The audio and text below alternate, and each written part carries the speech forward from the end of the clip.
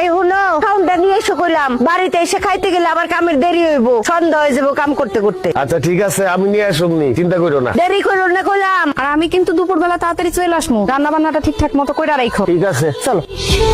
আব্বা এতক্ষণ ধরে চেষ্টা করতেছো, তারপর আগুন জ্বলতেছে না। লাকড়িটা কি ভেজা নাকি? তুই যেই হারে চোখের পানি নাকের পানি ছাড়তাছস তাতে লাকড়ি এমনি ভিজা যাইবে। সমান অধিকার দিতে গিয়া এখন তো মনে হইতেছে চোখে দেখার অধিকারই হারায় ফেলামো বাপ্পলাই। তাই তো দেখতেছি।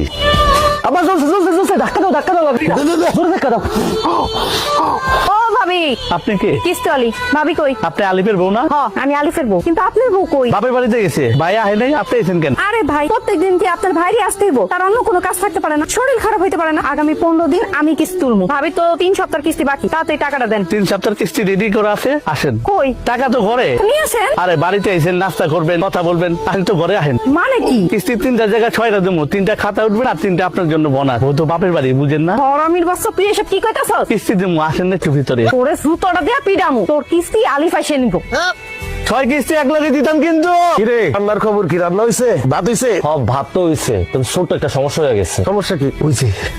করছস নাকি? তুই তো সব ভাত ফেলাই দিছস। এখন আমি তোর মাল লেগে কেমনে ভাত নিয়ে যাবো? তাহলে তো দুপুরের মধ্যে খাবার নিয়ে যেতে কইছে। এ আব্বা, আমি তোমার একমাত্র পোলা। ভাতের মার গাল থেকে আমার হাতটা পুড়ে গেছে, সেটা নিয়ে তোমার কোনো চিন্তা নাই। তুমি আসো, মার লেগে কেমনে ভাত লয়ে যাবে সেই চিন্তা লইয়া। তোর মার ভাত যদি আমি সময় মতো না নিয়ে যাই, তুই জানোস আমার খবর করে দিব। বউয়ের শাসন কি জিনিস, বউয়ের যন্ত্রণা কি জিনিস, তুই কি বুঝবি? এমন কইরা কইতাছো মনে হইতাছে তোমার একারই বউ আছে। আমার বউ নাই, আমি তারে কেমনে খাবার দিব সেটা কও। এটা বুদ্ধি দাও। এক কাম কর, উঠা কি? মাটির থেকে সব ভাত উঠা ধুয়ে ফেলা। এই ভাতে ওকে খাওয়াবো, আমরা পরে রান্না করে খাবো। ঠিক আছে। তরকারির অবস্থা কি তোর? দেই তরকারি ও রান্না শেষের পথে, লবণটা দেখো তো। দেই লবণ রয়েছে।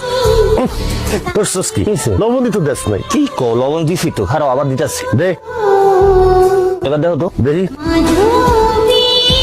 হয় নাই তো, আরো দে। এবার দেখো, হুসকেন সব হারাইয়া ফেলাইছো। তুমি তো একই চামচের থেকে বারবার লবণ সাইকা দেখতেছো। লবণটা হইবটা কেমনে? এখান থেকে দেখো, পাতিল থেকে দেখো, দেখো।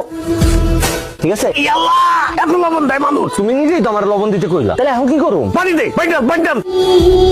কি করলি তুই? তুই কি এই তরকারির মধ্যে গোসল করবি? এত পানি দেয় কেউ? কি কো আব্বা, তুমিই তো আমার পানি ঢালতে কইলা। তোর মার সামনে তো আমি মুখ দেখাইতে পারুম না, লজ্জায়। খালি মার কথা লয়ে আইছো। আমি আমার বউয়ের সামনে কেমনে মুখ দেখামু? মারে আমি বুঝাই রাখবো, তুমি চিন্তা করো না। কি আর করবি? এগুলাই দিয়া দে, এগুলা লয়ে যাই। আল্লাহ জানে আজকে কি কবলে আছে। এটাই লয়ে যাও, যা আছে কপালে। হে বলা বেগম, আসো, খাইয়া দাও, আসো। এ বিকাল বাজে 4টা, তুমি এত করে খাও না? একটু দেরি হয়ে গেল, কি করুম কও? খাও। কামাক গেছেন আমার? মোরে কামাক গায় নাই, একটু ঠিক মতো কাম করতে হইব। আমার কাম আমি বুঝুম। আর দুইয়া তুমি আমার সাথে খায় না? না কে খাইতে হইব? তুমি প্লেটে খাও আর আমি বাটিতে খাইতেছি। প্রথম রান্না করছি তো, এর লিগে একটু বড় সুস্বাদু হয়েছে।